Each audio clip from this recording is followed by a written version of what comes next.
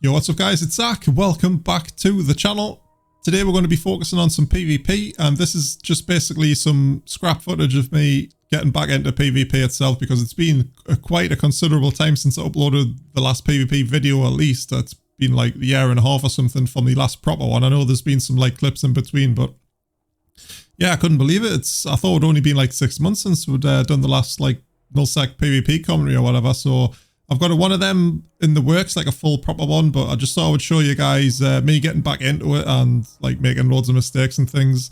Obviously, you never forget the actual mechanics and things and like ship information. Like I know this hacker could absolutely wreck us if he got a hold of us, but just trying to like learn to kite again, I suppose, just to get that muscle memory back. You see, I'll just let this guy get away here, and he warped out. But we'll be seeing tracks in a minute with some Sniper Tengu stuff. But yeah, just getting back into it's been really good. So the plan was, at the beginning of this month, I was going to join a Faction Warfare Corp, because obviously Faction Warfare is like just buzzing right now. It's pretty cool. Lots of fights going on, especially in the big battlefields. It's not all just like frigates and things. It's like a lot of it's cruiser heavy, which in my opinion is like better viewing, you know. Like I don't really want to make a video just solely focused on like frigate 1v1s or not, even though it's good content, you know, like everyone's looking for fits for like frigates and stuff for null-zaqq, but I mean, there's a ton of channels out there you can go and see for that. And in this video, we're actually, well, at the start of it, at least, we're flying the Arty Rifter, and we were against the Heck 8 as well. So it's pretty cool. And we find this just like random Arazu, and because we're like flying the Rifter, we're way more engageable, and this guy decides to try his luck, right? So if I was obviously autocannons, he probably would have killed us, but I don't think he was expecting the Artys. And really, I don't think a lot of people expect the Arty Rifter, and it's really, like for its price point, it's only like 12 million or something. It's actually got a lot of power if you can fly it properly. Now the skill ceiling is pretty high most of the time. Like we're fighting this guy in the Arazu, we're just lazy orbiting him, but if you're fighting a couple of quick things, even though you're super quick, you will die like really fast. So you've got to be, I wouldn't say like, I mean, high skills, not the right word. It's like you've got to be on your toes and be Microwarpdriving around like really well, and being able to just make like split-second decisions, because you get shot in this Rifter, you're just going to die like instantly pretty much. But if you're interested in seeing some more of the Arty Rifter, if you missed it the first time round, I'll link in the description the full rundown of the video,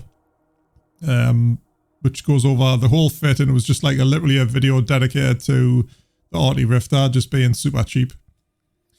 So the next clip, this is actually a random frigate 1v1 in null-zaqq against a Tristan, which I don't really generally get.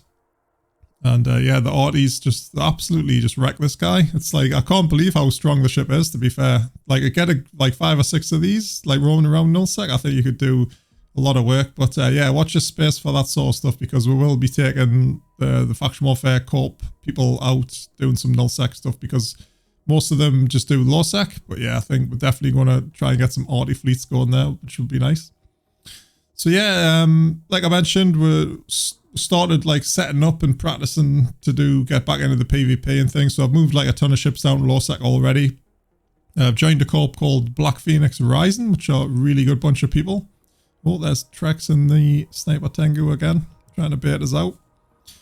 So yeah, I've been having a lot of fun with those guys. Actually a really good corp. If you're looking for somewhere yourselves, guys, it's EU time zone heavy. Especially like right after downtime, which is ideal for me, because in the like late evening I'm dealing with getting the little man to sleep and things, so it can be quite challenging to get into fleets and things at that point. And I do start work at like 4 o'clock in the morning, so I'm always like not up late. But yeah, give those guys a shout, or give me a ping, and I'll get you in touch with the corp, and we'll get some null-zaqq stuff done. And obviously we're going to be doing like all sorts of like PvP, right? But yeah, so I was still in the Rifter here, yep. So there's the Sniper Tengu, just misses us. We do get a like just again a random kill on a Velator and a pod, so obviously not worth a lot, but he was slow boating to the gate on autopilot by the look of it. Not sure if Trex was trying to bait us there. I think that was Trex again as well. This time we've switched to the Blaster Daredevil, so it's just like all in your face DPS. We did get alpha'd previous. I didn't start the recording until later. You can see we took loads of damage off just a random Sleipnir. So this is the situation why I think people really like don't want to solo PvP in nullsec, you'll jump into a massive gate camp like this or whatnot. Or in my case, the fleet was actually moving through. And I mean, fair enough, if you're in a cruiser or something bigger, you're just going to get slapped here. But luckily, that Drake, which I'm just hovering over, he warped to the bubble, which gave me a chance to get out. And to be honest, I think I could have got out anyway because the fast line time of the Daredevil. So everyone's now focused on the Drake there, and that gave me a chance just to warp up. And Trex again, you can see him just there right next to me bookmark. I'm not sure why I didn't go to the close one. And we might, I mean, I would have shot the Tango. I think I would have killed him before those guys would have got to us, because he'd probably just be like just full snipe fit, like no tank whatsoever. Maybe like the shield extend at tops or something. But yeah, I think we could have killed him pretty well. There's no way he would have been able to track a little Daredevil going around him at close range. And this is a really good fight actually. I was bouncing backwards and forwards with this guy in the Kikimora. I decided just to go for it, even though I knew the Tengu was going to like uncloak anyway. So I did mess up on the reps as well. If you notice, when the fight starts, I did rep late, which I think I could have killed the Kiki here, but it was just a case of keep range. I mean, he's got infinite tracking, basically he's a Kiki, and just like overheat the void, just get on him and see what happens. But you can see, yeah, Trex is uncloaked there, and I was really late on the reps. So I think I missed like 1 or 2 cycles, and you can see the Kiki getting really close, and I was prepared to warp there. And man, he was on like 2% structure or something, but I had a really good chat with the Kiki pilot afterwards. He was a really cool guy, good sportsmanships all around, and yeah, it was just a good little fight that. And that's the type of fights I like in the Daredevil. Moving on to the Dram. So this is the burst Dram. Try and say that 5 times quick. And this is just like such an amazing little ship. With a burst jammer, you can do like tons of good work, and we're jumping into an Eris like on purpose into his bubble.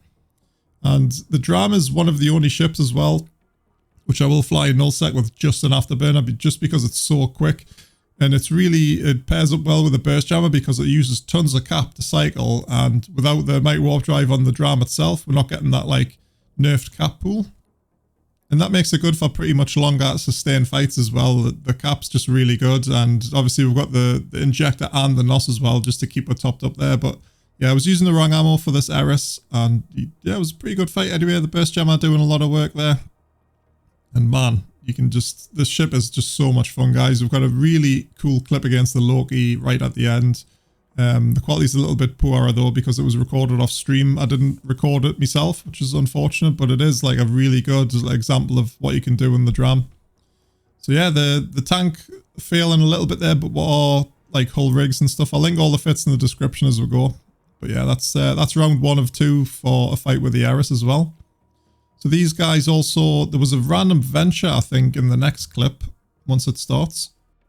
Okay, so again, sorry on the late recording there, but there was a bait in Eris, which I decided just to take the bait on. Even though he had webs, obviously we're Afterburner, we can just like get out of there, no problem at all. So we'd put our drones on the venture just to like soften them up a little bit, and my guns on his drones. But really, the venture was buffer fit, and like I wasn't under any illusion that he was like any danger to us really. So I think right now we just started committing on him.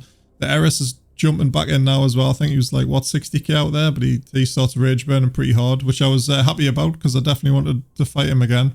And boy, he's quick. He's like, what, nearly 3k a second there, obviously heating up to catch us, 3.5. But yeah, the Eris was like really strong this time. He was part damaged as well, which was a bit random. I can't remember if I was fighting him before the venture and the Eris, but yeah, he started slapping us here. I don't think the burst jammer was helping us at all. I can see I didn't really have it overheated, which was a mistake. And you can see at the bottom there, the small cap booster with the Navy 400s in. So the Dram with this fit, or without Microwarpdrive at least, has got 463 gigajoules of cap. So one of those injectors fills were pretty much to the top, which is really nice. A lot of, again, sustain on the capacitor stuff. But man, this Eris was starting to slap us here, and he had a tank. So it was just time to GTFO pretty much. Did walk away from me drones, but we did get them back. And man, there was a Praxis there as well, which I forgot to mention. He was doing a little bit of damage. Well, I think he was drones fit as well though, because once I walked back on grid to get my drones, he was like literally doing the same. So this next fight, it's a little bit lower quality, guys, because I recorded this off YouTube. I did forget to press record on my computer. But basically there was an Arty Loki. He did shoot us once, and I was like, right, we're going to kill this guy because there was only really him and this flycatcher. So what I did was I let this flycatcher aggro us on this side. So I had like 60 seconds with the Loki as well. Pretty sure that's what happened. Yeah, so he's yellow boxed and he's red boxed. So we jumped in, and the plan was just to angle off from the Loki just so it didn't get shot and just tackle him. And that's what we did. So we got I'm pretty sure we got a heated burn on the Afterburner. Yep, so the Loki misses a shot right there. And now we've pretty much got him dead to rights. The Arty Loki can nowhere track like any small ship. I'm really surprised he didn't have a web or something, or just like an emergency nuke or something like that. So it's just time to go to work now. There is another flycatcher. I'm not sure if that's the same guy. It's got to be a different one. The other guy was, he must still be aggroed. But yeah, we started burning this Loki down and the flycatcher. Just spamming like everything we could. We're like full heated here just to try and get this Loki down. I did notice like at this point we were like kiting out a little bit high. I should have reduced my speed a little bit maybe, even with the Afterburner on. Like definitely keep it on. Just to get a little bit closer, because the autos, I think the optimal range, even the top end fall off's pretty crap on the Dram, to be honest. But I would have loved to be like less than 1,000. So, and in the end, I mean, you can see all the stuff like coming in. There's a Vexer now, a Razu, another flycatcher. Yeah, the other one must be the guy who was aggroed on the gate. But you can see like we're still tanking. Like I'm not sure what's going on here, how we're tanking. Like when we were streaming this, I was just baffled because there's tons of stuff on grid here with damage, especially the Vexer. Nothing with webs though, so I think that could be what was like saving us. But you can see the Loki was really like 40% structure as we died. It's probably just a volley off the Vexer drones right there. But yeah, that was a really good little fight. So yeah, we're gonna end on that one, guys. Next up, we're going to be showing you the Comet, which is like really cheap, and we had some amazing fights and some really good chats with the guys we fought with. I'm going to be giving them a shout out as well. So yeah, that's my little practice run with the scrap footage. Hope you enjoyed it, and we'll definitely be PvP focused from here on out. So that's it, guys. Thanks so much for watching, and I'll catch you in the next one.